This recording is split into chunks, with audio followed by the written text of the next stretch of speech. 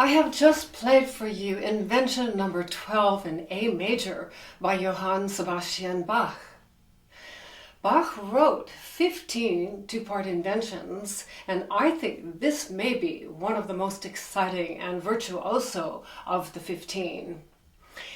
He wrote these as teaching pieces, mainly for his children, to teach them about the elements of music and how to play cleanly and well in two voices, two parts, one for the left hand, one for the right hand, to play in a singing cantabile style, and to teach them about the elements of composition. There are many exciting compositional elements in this piece.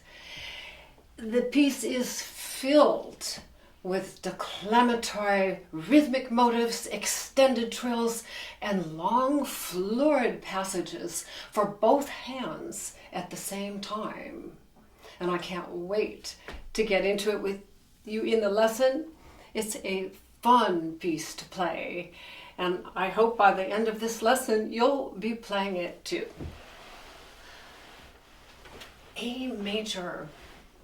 What is the sound? What is the feeling of A major? Listen to this chord. It's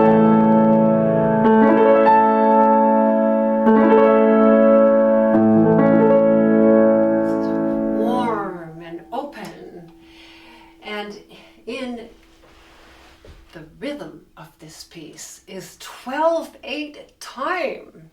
So that means that in every measure there are 12 counts.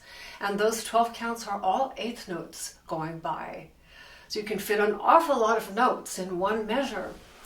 In measure 1, this is how Bach starts on the tonic of A, and the 3rd scale degree C sharp, and the 5th scale degree E. That's your triad. He starts on the A, and he plays it this many times.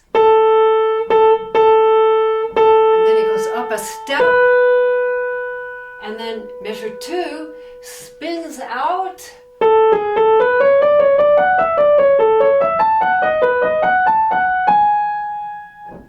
But Bach isn't taking it straight like that. He has written ornaments over those repeated note A's in the counts of 1, 2, 3, 4, 5, 6, 7, 8, 9, 10, 11, 12. 1, 2, 3, 4, 5, 6, 7, 8, 9, 10, 11, 12, 1. That's the whole subject. Each one of these inventions starts with a subject. This is a 2-measure subject. And those 3 elements, on the first half of measure 1 with the rhythmic motive, 2, 3, 4, 5, 6, the extended trill for the last half of that measure, and the next measure comes out. That's the A major chord right there on beats 7, 8, and 9. Now watch what he does here. segue to a different chord. That's what I call the tail. That's the last element of the subject. So beats 7, 8, 9. Now we ease into this. That's a B major 7 chord. And if you take those two notes of D sharp and A, it wants to pull inward to resolve to a new chord, which it does. It takes us with a modulation to the dominant, at which point on the dominant note E, the other voice, the bass, now does the same 2-measure subject entrance. Like this in measure 3. 1, 2, 3, 4, 5, 6, 7, 8, 9, 10, 11, 12,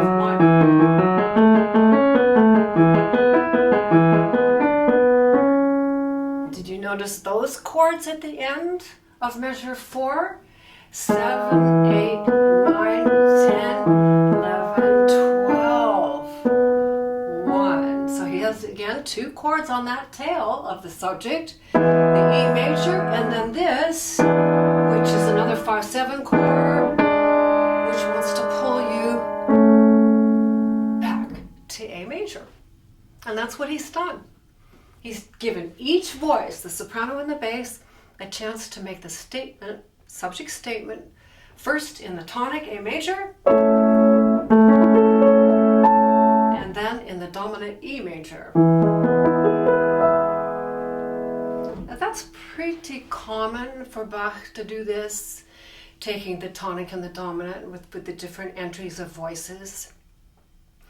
One of the things he's teaching here is that idea, which gets developed in quite detail and sophistication when we write a fugue. We have 4 voices and sometimes 5 voices, but they follow that pattern of tonic, dominant, next voice tonic, next voice dominant. So he's giving a little idea for his students and children how that idea works. Now this piece has one more element, which is called the counter subject. And this is one of the few inventions that the counter subject begins exactly at the same time that the subject begins. In measure 1, this counter subject, which is a distinct part, stands on its own, starts with the bass voice on the tonic A. And let me just play slowly. This is a whole separate line, which I find absolutely beautiful with these scale passages.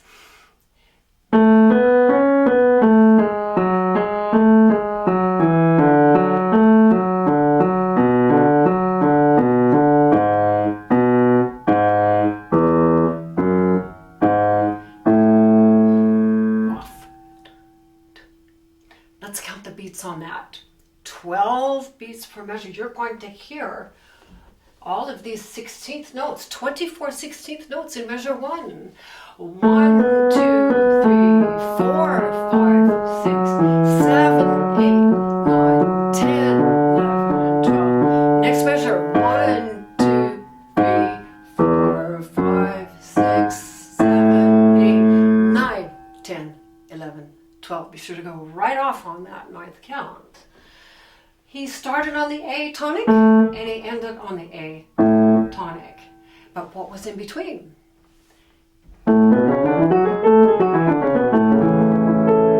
Exploring the scale of A major. So this is really beautiful. All these notes are in the A scale.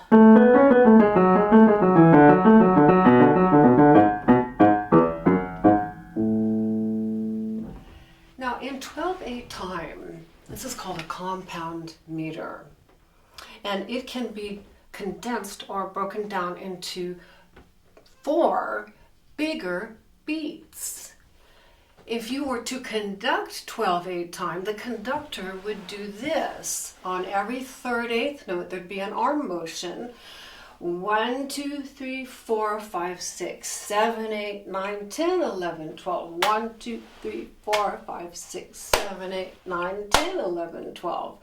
Those are the bigger beats, and in this passage, those are the ones that I call the anchor notes. So I'm going to play this now again and call out the pitches on those bigger beats. The A down to F sharp, down to D, down to B, down to G sharp, down to E, and up to A. Everything was a descending, skipping, and finally up. And that will help you to learn that. And I pulse these. These are 6 little 16th notes. 1, 2, 3, 4, 5, 6. 1, 2, 3, 4, 5, 6. 1, 2, 3, 4, 5, 6. 1, 2, 3, 4, 5, 6. So it's a little hidden melody in there.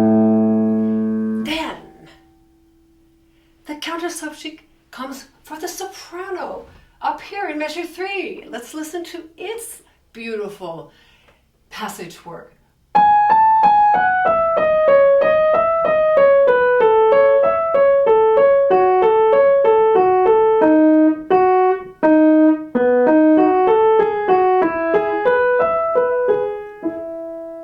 Had a little bit more notes at the end there on its tail than the bass counter subject entrance. So he's varied it a little bit there. These anchor notes, notice this starts on the G sharp.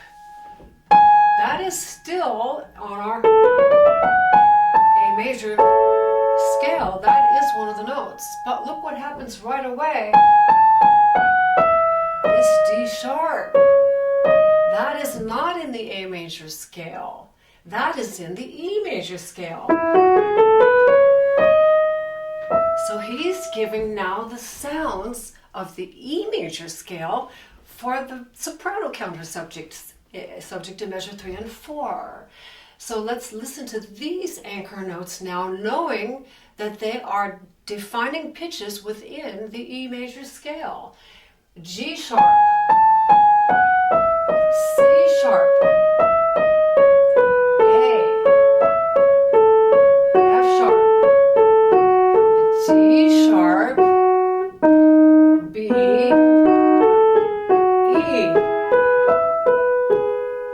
ending on an E major broken triad.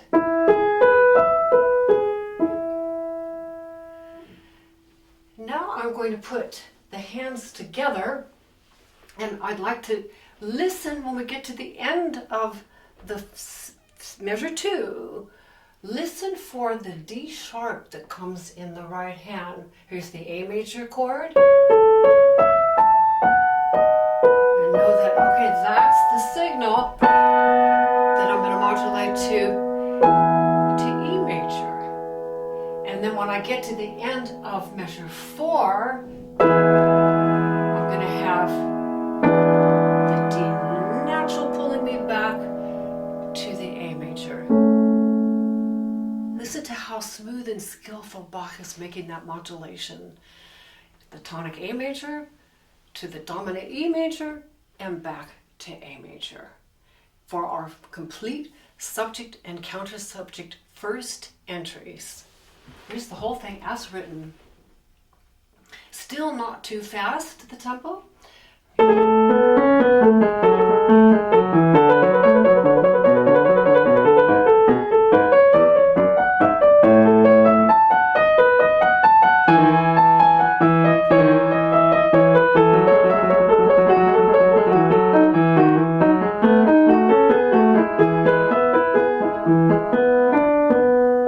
Back to A. That 7, 8, 9, 10, 11, 12 of measure 4. Listen to this writing. The soprano, E major chord, broken chord starting on the tonic E. The bass has the same pitches. They both have that. But the bass starts on the 3rd, G sharp. And you put that together. Listen to this beautiful blend. Relish that, savor that. It's one of the things he's exploring. in this invention, not only the scale passages and those tonalities of what the scales sound like, but chords and how you can break the chords and how you can have one configuration for the soprano, the same chord, a different configuration, and you get this beautiful mix, which he's done here in measure 4. There we go to the now. The last thing I want to say about these opening 4 measures are the ornaments here and the extended trill. The ornaments I like to play very fast. So how we do this is to first play these 2 pitches, the G sharp and the A, together and quickly pull off your second finger. You can almost hear ya. And now it's a quick kick of the 2 to get that snappy mordant. Now, the extended trill is a measured trill. So I'm going to have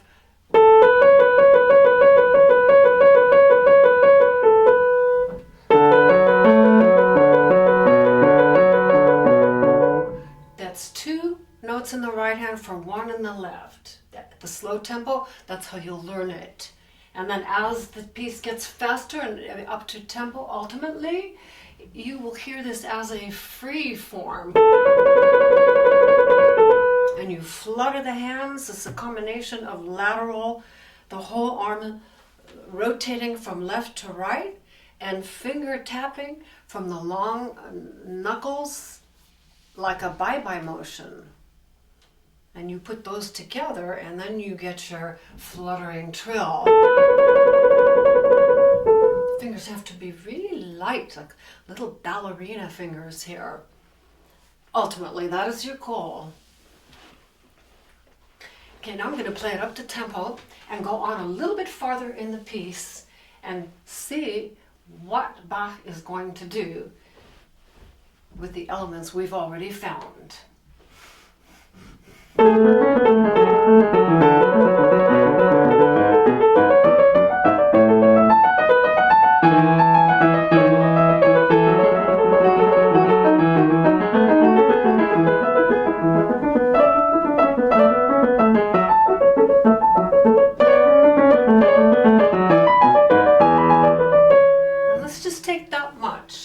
In measure 5, did you hear that opening rhythmic motive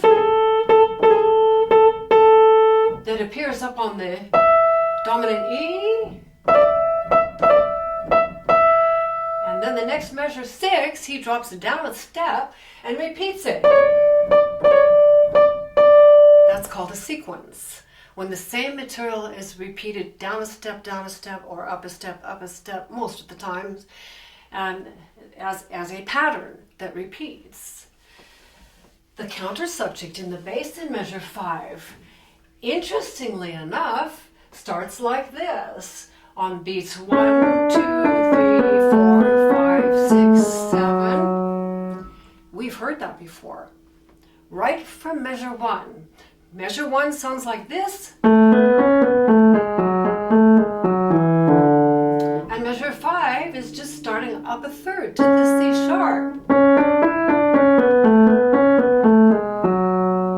Then I'll leave those notes off because now we'll go to the next measure 6. That, instead of starting on C sharp, drops a step down to B, and so far we had identical repetitions. Measure 5 and measure 6, down a step for both parts. So that is a true sequence. Now here's where it gets exciting. I'm going to play beats 7 through 12 for the soprano in measure 5.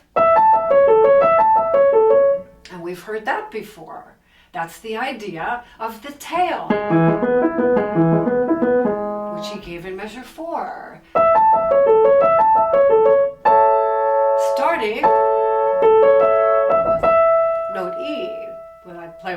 third finger.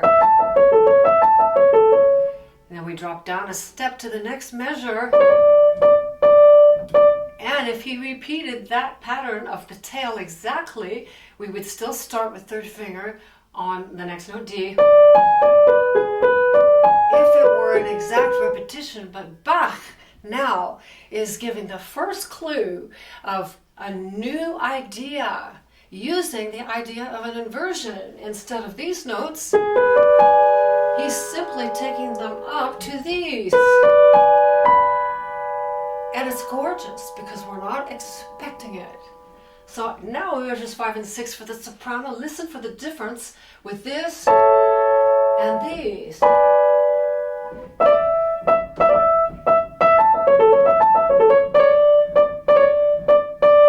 Oh, sorry, that's what he doesn't do. And the left hand, the bass, beats 7 through 12. Well, let's just start from the beginning of that measure with the counter subject idea.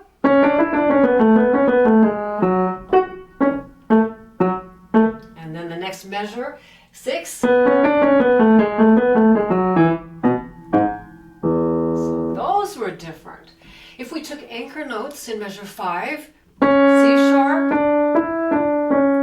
A on the 4th beat, and F sharp on the 7th beat, what do we have? We have an F sharp minor chord. And he then takes that tonality for beats 7 through 12. Measure 6 now, anchor notes B, G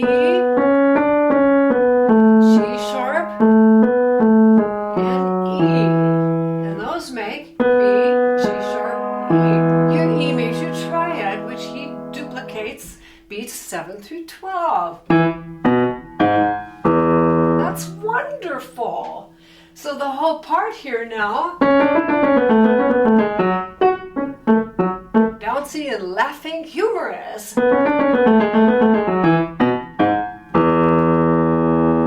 If I took, these are all ideas that I so enjoyed working with and listening for and taking this apart as I learned the notes. So this is one idea for your practicing that I think you will enjoy, to take the first 6 beats for the soprano, the right hand, and the next 6 beats of that measure for the left hand, for the bass. And this is what the patterns that you'll hear as half of the material.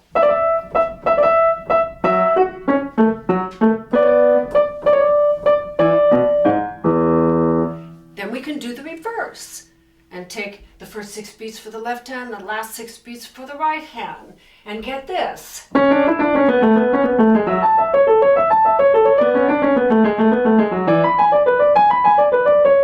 And now you've got all those elements going on at the same time. Where's he taking us with all of this?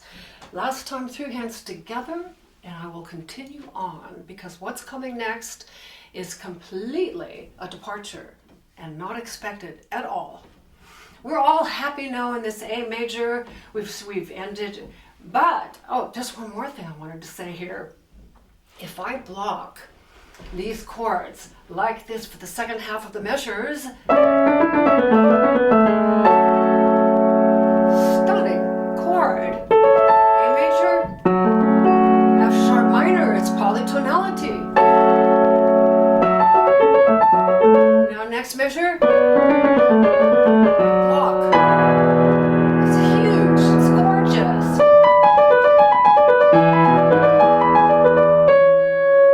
Now we go to this idea in the right hand in the soprano. This is measure 7. And I'm going to count out loud. He's taking the same 6 units of notes we have had consistently so far in the piece. 1, 2, 3, 4, 5, 6. 1, 2, 3, 4, 5, 6. 1, 2, 3, 4, 5, 6. 1, 2, 3, 4, 5, 6. And he starts them on the offbeat, on the 16th note rest, and the 6 new notes appear with a displaced rhythm. like this. 1, 2, 3, 4, and 5, and 6, and 7, 8, 9, 10, 11, 12, 1, 2, 3, 4, and 5, and 6, 7. If I play that a little faster, 1, 2, 3, 4, 5, 6, 7, 8, 9, 10. 1, 2, 3, 4. And then it has a tail, just like we had in the end of measures 2 and 4.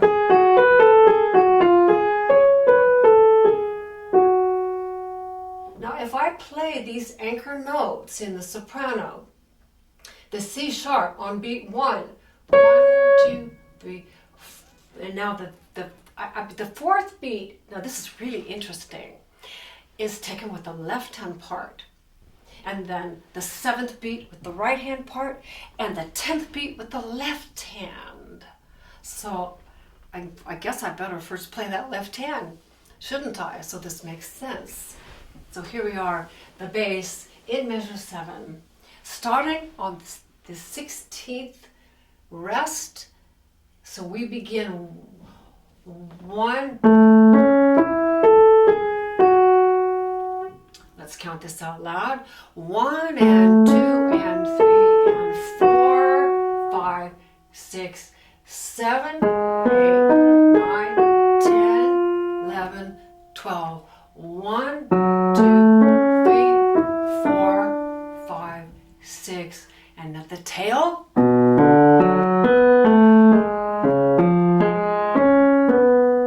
Now that doesn't sound anything like what we've had up until now. We're starting to get some different harmonies in here. Now I can put the hands together and call out these beautiful anchor notes that alternate between the voices. This is a very imaginative type of writing that Bach is doing here as a conversation between these two parts, and their anchor notes are going to make a fundamental pattern, which you'll find out in a second what it is. Starting measure 7 with the C sharp on beat 1, F sharp, B, E sharp, A, D, G sharp. And I can take this as the last 3 notes of these patterns.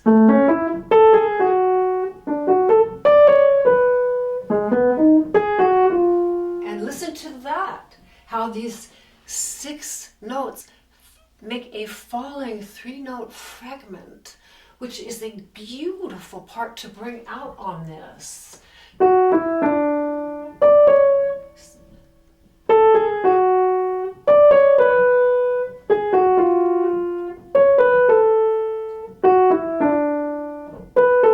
Now watch this in parallel. These are parallel 6.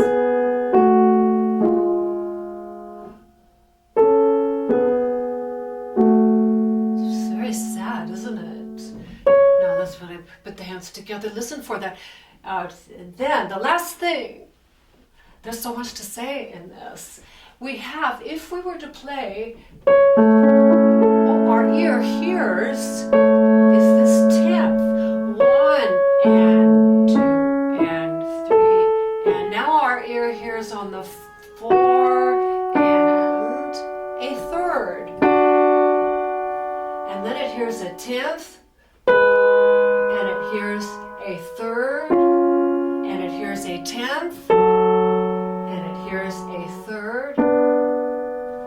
And a 6th.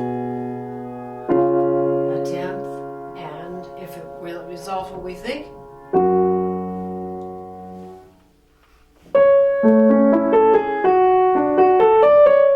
make it very singing.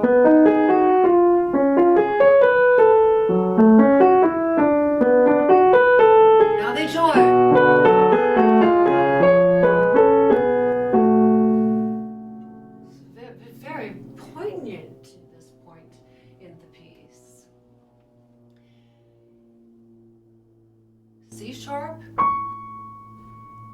sharp, B, E, A,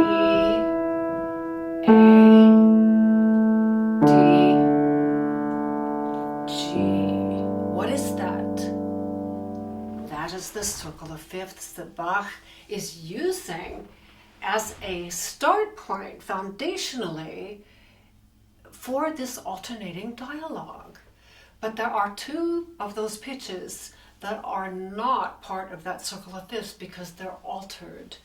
Those pitches are, I'll show you in context, the C sharp is part of the circle of fifths to the F sharp. E is, now this E sharp is altered. A, D natural, and the G sharp. And those two pitches, this G sharp and this E sharp, are both wanting to pull to the F sharp, because that's really the key he's going to, F sharp minor. This is extremely complicated. There's so much in here of the complicated things that he's doing, so many patterns. Except these are spread apart. So this G sharp, and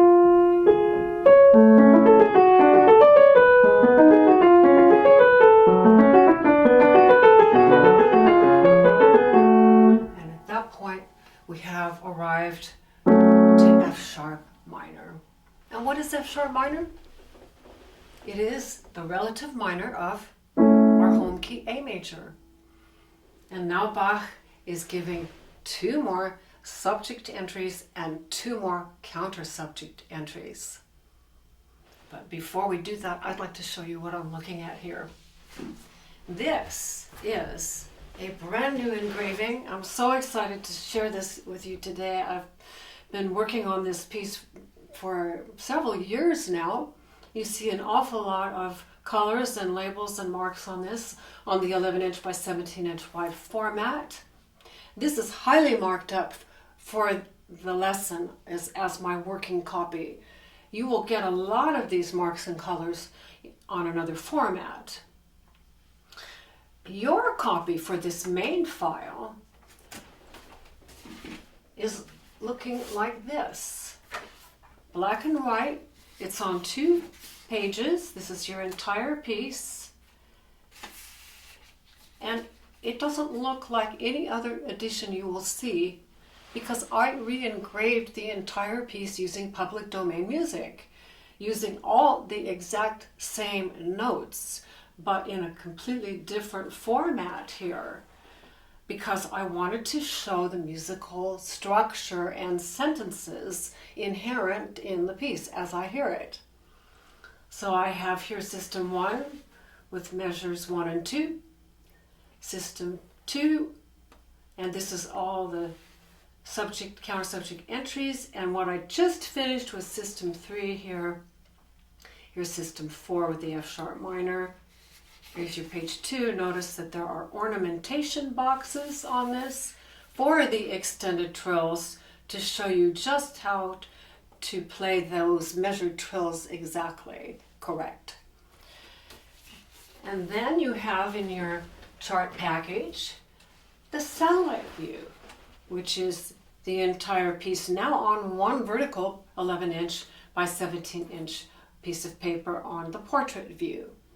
And this is starting to give you a bird's eye view of the piece, but it doesn't really pop with comprehension until I make the color structural analysis.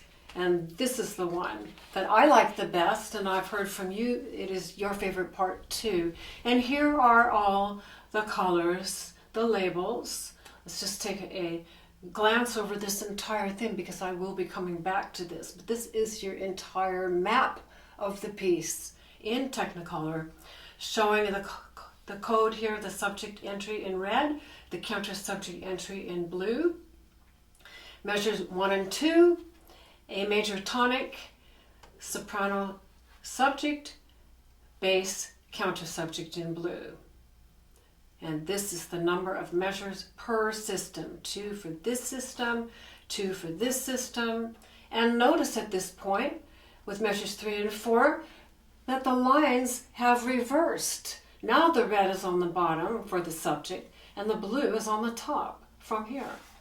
That's something Bach uses all the time. It's called invertible counterpoint. When you take the same material and invert it. And it has to sound good. It's not easy to write that and make it sound pleasing. So that's a huge accomplishment right there. And your then tonic dominant relationship, the fifth, between the tonic A major, modulate here, and then to the E major, and back, modulate back to the A. And then we get the two sequences right here on system 3, and this gorgeous alternating voice dialogue built on the circle of fifths that I put in a green box, which modulates to the relative minor F sharp minor. Going on here, we have our next entry of the subject now in the soprano, counter subject in the bass, and the inversion here, now in the bass, here in the counter subject here, and then another fabulous sequence. This subject's cut short. It's not the full length because he can't wait to get into this material. There's an overlap here rhythmically. And then look at this. This is the part that just thrilled me. This system here, system 6 and system 3, is identical material, just in a different key, different patterns, but the structure is identical. These two measure sequences and this green box here, identical. And then your last subject counter subject entries to wrap up the piece back in the tonic of A major.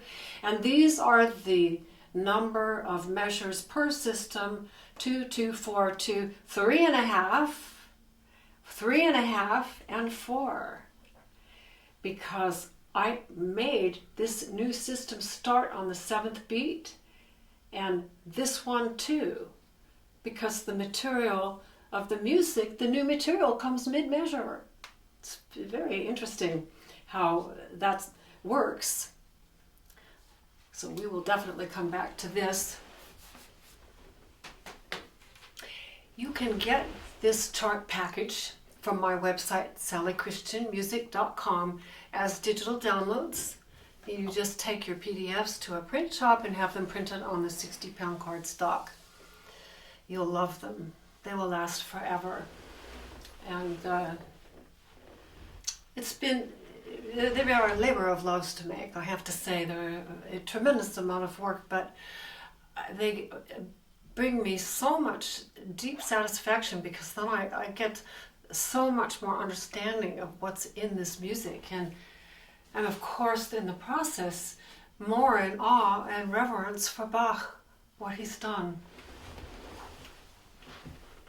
Let's back up and do that last sequence here, starting in measure 7.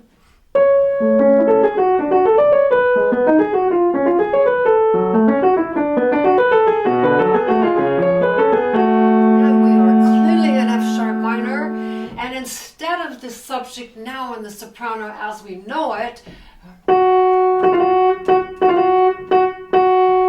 that rhythmic motive, Bach is embellishing this, and we still have 1, 2, 3, 4, 5, 6. But he goes. What got into him? Why did he do that?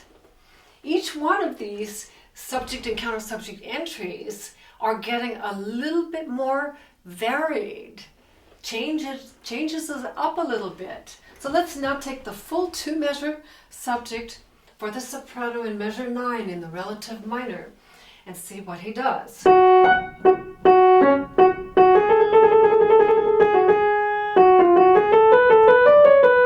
the tail. Did you hear those 2 chords? And then has to resolve to this, which it does. That's just like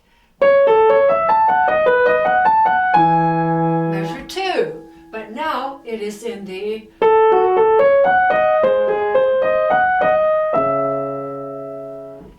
relative minor of F sharp minor.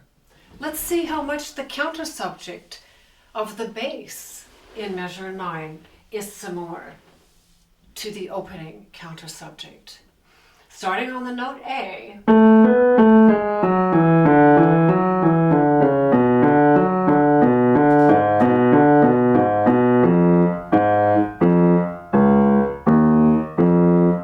but there's more. Then the fifth of F sharp is the C sharp, and sure enough, the subject for the bass. Measure 11.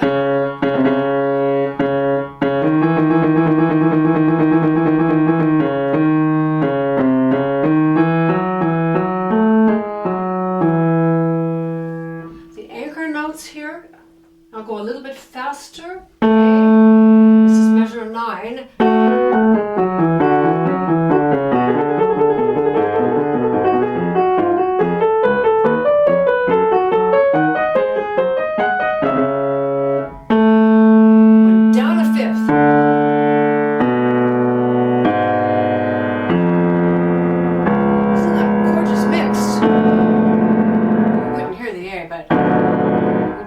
But this, you will hear to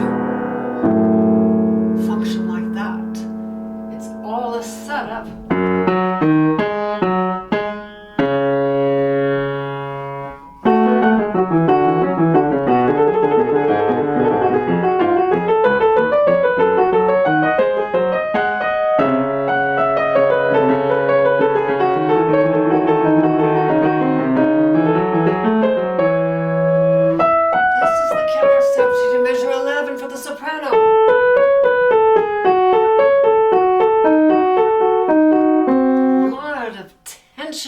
And dissonance. These are all these diminished sounding chords.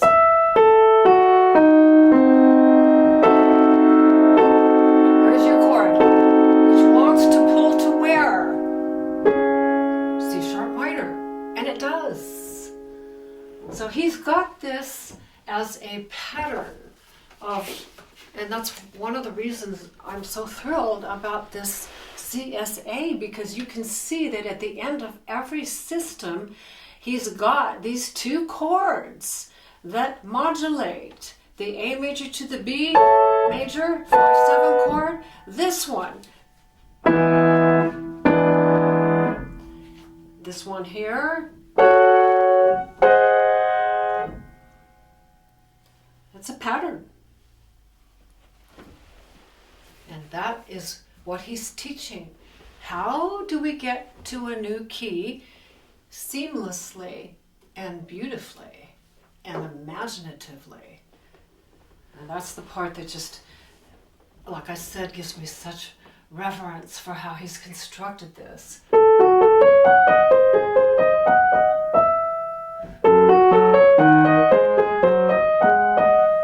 It's so balanced.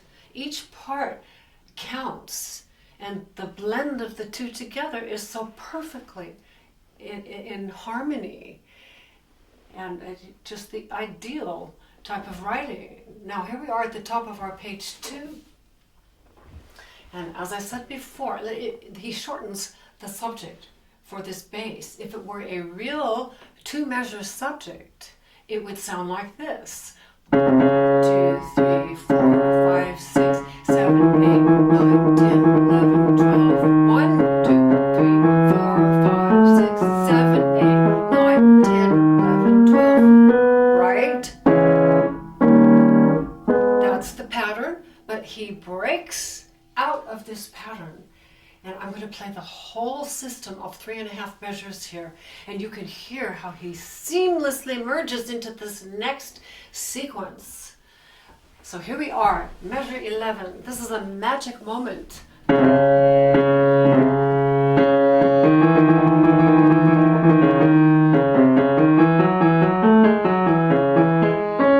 Repeats it again. And then to this chord. Drop down a step to this chord.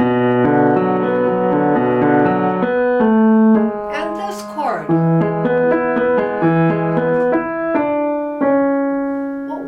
those chords. C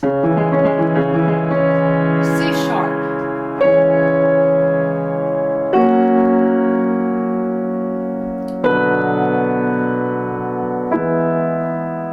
That's another.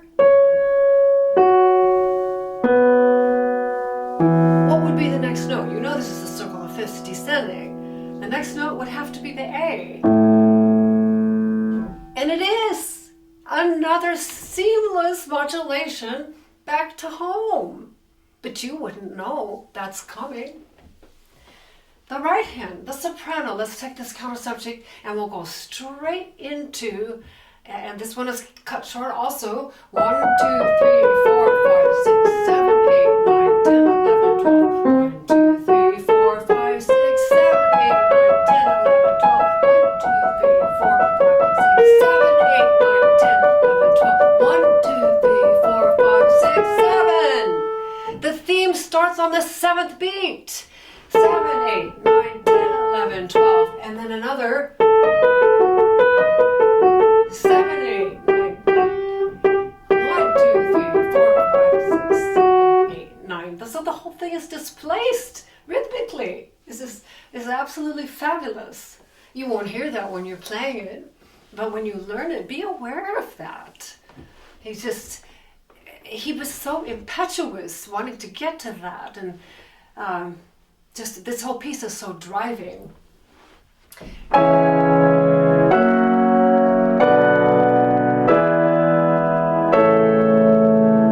That is the chordal outline here. Now remember on our first sequence in measure 7 when I played for you the 3-note ending, the little fragment for these, or sorry,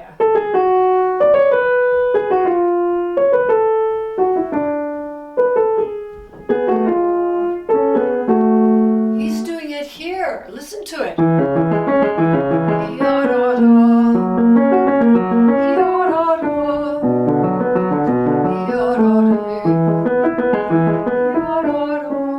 And if you put that with the soprano, this is another one of those same tonality, same chord, C sharp minor, but this one starts on the tonic C sharp, and this one starts on the 3rd scale degree, the E. That's just like measure 4.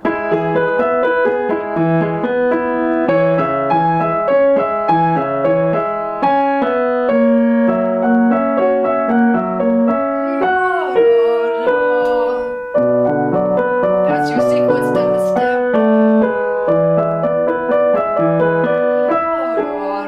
So those endings are absolutely beautiful. 7, 8, 9, 10, 11, 12. 1, 2, 3, 4, 5, 6, 7. 8, 9, 10, 11, 12. 1, 2, 3, 4, 5, 6, 7. Okay, let's stop there for a minute. It's hard to pull this back. Once it gets going, you want to just keep playing. But this is now measure 14.5, starting the soprano on the tonic A. Just like measure 1, but measure 1 is chorus. But this, measure 14.5, more of these swirling. The whole thing is like a spinning top with these chords. There's so much movement of how he's constructed these as little spiraling patterns. And then drop a step. That's the soprano. The bass is the counter subject. Now that had that same anchor notes, C sharp, A, exactly the F sharp minor triad that we had in measure 5. Absolutely identical for those first 6 beats, but the next beats are different. So learn that, be able to compare. This is one of the things that I love to be able to do here. In your practicing, on your page 1, I'll just hold this up here, system 3, measure 5, this is the same as this measure 14 and a half on page 2. Identical left hand, but this measure 15 is different. So let's now go back and forth between those two. So you want to hear how they're the same and how they are different. Measure 5, counter subject. So it's still the F sharp anchor notes. Measure 14 and a half. Do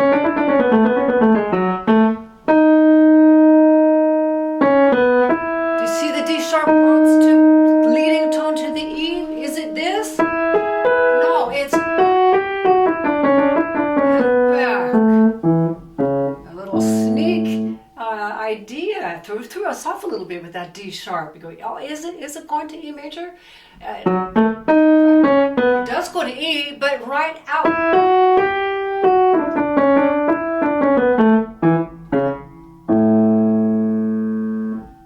Soprano.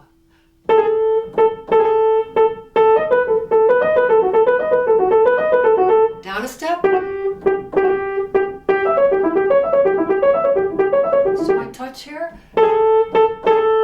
And flutter fingers.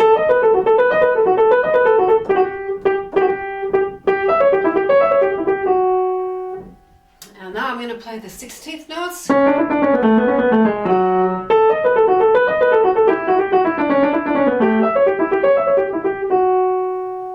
And then we have one more of these alternating hidden circle of fifths, and these are the anchor notes. This is the 7th beat here of measure 16. 7, 8, 9, 10, 11, 12, 1, 2, 3, 4, 5, 6, 7, 8, 9, 10, 11, 12, 1.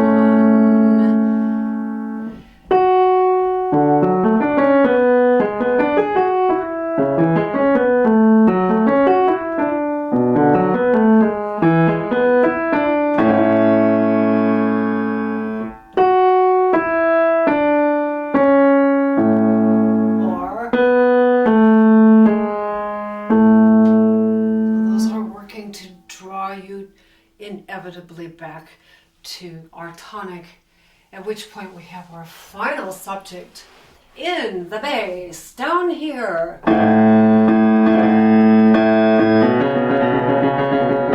So it's just really thrilling to play this on the modern piano. I've been doing a lot of reading about Bach. Bach, the word clavier is actually a category of keyboard instruments that Bach had at his disposal: the clavichord, the harpsichord, and the organ. And Bach was a virtuoso organist. He could play everything he wrote for keyboard. And if you ask yourself what of those three instruments that Bach had would this piece have sounded maybe its best on, it wouldn't be the clavichord, because that was a very delicate sounding instrument. You could hardly hear it past the first row. That would be for your intimate, inward, deep and reflective, more quiet pieces. The harpsichord would be for the bigger, more outgoing, especially because the harpsichord has the two manuals, one keyboard here, one keyboard here. And this whole passage that we had in the purple box here, this sequence here, you can use this idea. I'm digressing a bit back here because I wanted to make that point about the terraced dynamics of forte and piano that the harpsichord would do if you're playing on one of the manuals and you jump down to the other and jump up and jump down. That's because absolutely possible with the harpsichord. So you can do forte here, piano here, forte.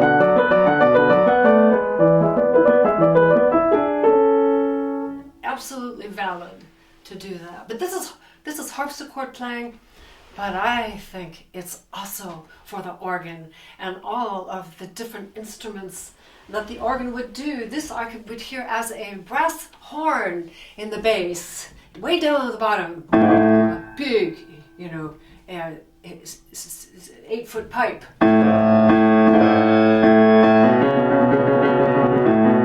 It's going to change a lot here This is our last subject entrance for the bass, and look what he does. Here's the key.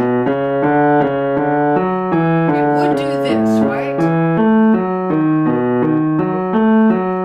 If it were exact repetition, as measures 3 and 4, but he doesn't. He does this.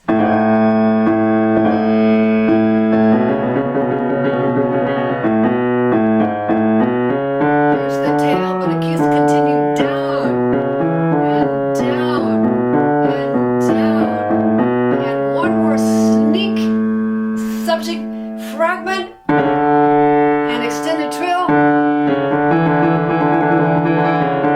a tail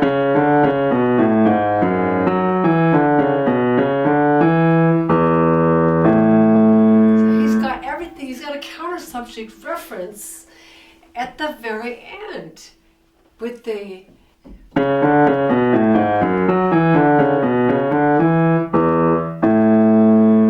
so it is an this ending here. Bach, he did something so different for this piece, for the ending system here. And I have it marked for you. Here's your subject coming in for the bass on the tonic A, extended trill, and at this point a little sequence is snuck in, extending those 16th notes idea, a tiny little subject entry with this extended trill, and then a little counter subject idea. Now let's see what the soprano does for this final counter subject. And this is another one of those blazing moments of imagination.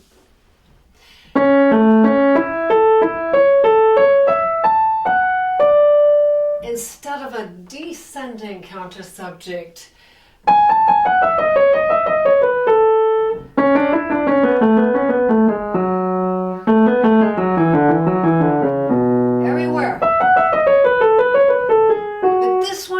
the other way. And our anchor notes would be 1, 2, 3, 4. So he's going to the C sharp, to the C sharp, and then the D, and the B, and the G sharp. And extends this too.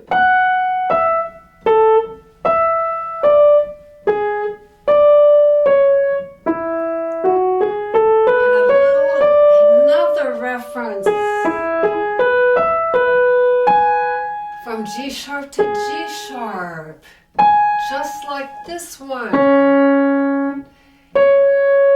Marvelous touch. Measure 18.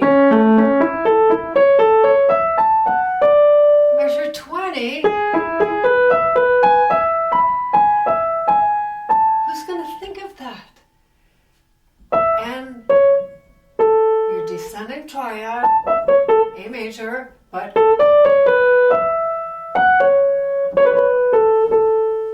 whimsical at the end. Let's play the whole thing now as written. And just imagine this top that's been spinning in all of these spiraling chords that we've had throughout the piece. This is the culmination of the momentum spinning, with these ideas getting extended and elongated and mixed up in strange, unpredictable order appearances here. And then it has to come to an end, and it ends rather abruptly. So here we are, measure 18, final subject statement in the bass. And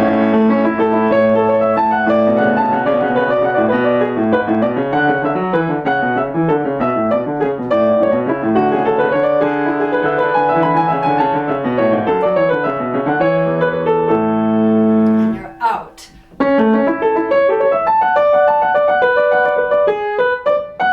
This is very beautiful, a little tricky in here. That's a perfect fourth, E to B, and then a same top note G, F sharp, perfect fifth, and new top note of E, diminished fifth, and a new top note of D, and a major sixth. So you've got a lot of complicated, fast-moving intervals in here. Perfect fourth, perfect fifth, diminished fifth, and major sixth.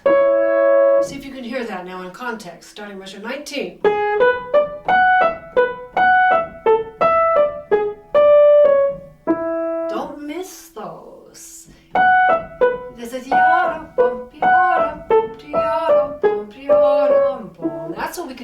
modern day piano is to phrase like this, ya-dum-bum-ba-dum-bum-ba-dum-bum, which is that cantabile style that Bach writes about in his preface. And he does in all of his vocal music and instrumental music, and would have done had he had an instrument in his time that could do it as well. I really believe that. And that is my argument in favor of playing Bach on the modern day piano. Do it stylistically correct, but be able to put the cantabile in that Bach has in all of his music. And the joy and the humor, there's so much play in here. Can't you just imagine these as choreography on the... That's a hard jump, by the way. That's 6. So you have to open your hand ahead of time. Another thing that's hard technically, backing up for just a second on the previous system, this right here, measure 14, right here. This is one of those things on the single manual, the hands collide and get in the way. So you have to remove your right hand quickly. There. Which is another proof why this probably was ideally played on the harpsichord in Bach's day. But anyway, this reach here on measure 18,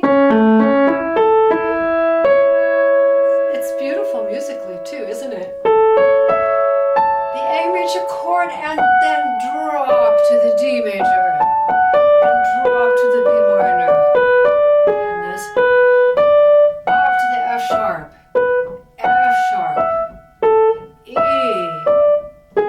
D, and one last ascending entry.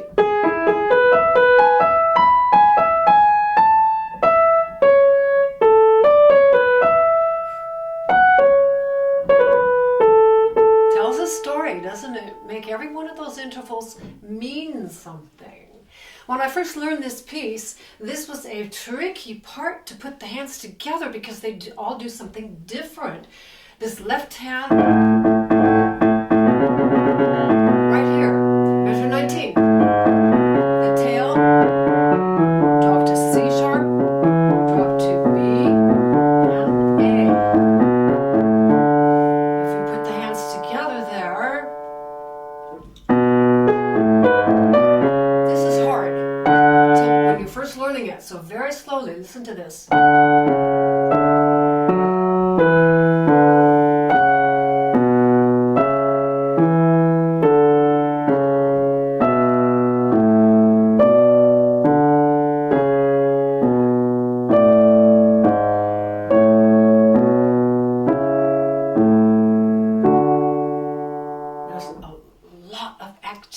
Happening in a very compacted way here. This almost sounds like stretto writing with everything all bunched up and overlapping. It's not a stretto, but it has the energy of it here. So that, take your hands alone, lots. I play this piece with hands alone for the entire piece, so that you really know them cold, and you should be able to play with your eyes closed. Last time through here.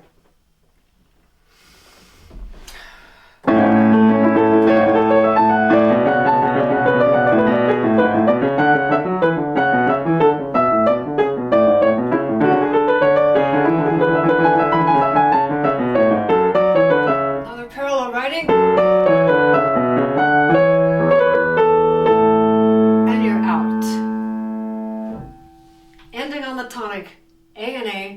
2 octaves apart. That is so typical. Most of the inventions do end like that, 2 octaves apart on the tonic. So I hope this has been interesting for you, and perhaps will plant the seed of wanting to play this piece. This invention number 12 is not played very often, and it should be. It's a great, great piece. It'd be a wonderful piece. And if it takes you 5 years to learn it, that's Okay. I know that sounds like a lot. I would call this an advanced intermediate piece, or an early advanced. So it's going to be about a level 6 to play well, 6 or 7. These are surprisingly difficult. Like I said, this is one of the more difficult technically of the inventions. So this is not one that I want to start with. But as you get a little more advanced, at least get started on it. Get your notes learned. Just take a little bit at a time. 2 measures, 4 measures at a time, and learn it carefully, hands alone. All the correct rhythms, correct notes, of course, and get your fingerings down. My edition has careful fingerings that I've written all the way through that fit my hand the best. That's essential that you use the same fingerings every time. So I would like to close with a quote that I felt really tying into my feelings about Bach and honoring and revering him so much. And it's a quote by Friedrich Nietzsche, the German philosopher, and he said that gratitude is the beginning of great art. Gratitude. So I've taken that very much to heart, and when I go and sit down at the piano, the first thing I do is just sit there. The music's up, and I look at it, and I think, yes, I am very grateful to have this music. And it changes my whole work ethic. It changes every minute I'm at the piano, because I'm so happy to have this music. And I wish you the best. I do hope you take a look at it, and I hope this lesson has been helpful for you. I've loved sharing this wonderful invention number 12 with you. Thank you.